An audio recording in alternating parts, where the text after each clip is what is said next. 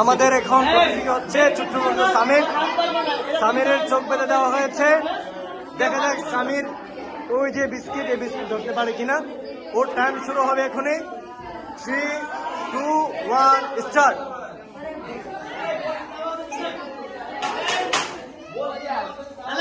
ব্যাংকে যাওয়া যাবে না তো, তুমি যদি মনে করো যে ঠ্যাক খাইছে তাহলে তুমি ব্যাংক যাইবা।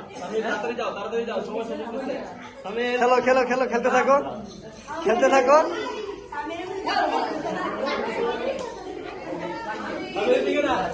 খেলতে থাকো, খেলতে থাকো।